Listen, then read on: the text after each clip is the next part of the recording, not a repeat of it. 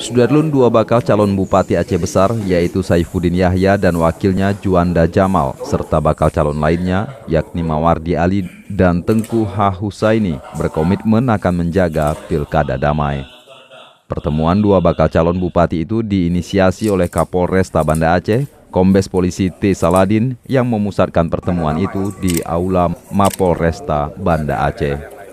Tujuan kegiatan itu untuk mengikat komitmen untuk saling menjaga suasana kondusif selama pelaksanaan Pilkada 2017. Untuk secepat mungkin membuat pos kamling. Dari Banda Aceh, Misran Asri, Serambi On TV.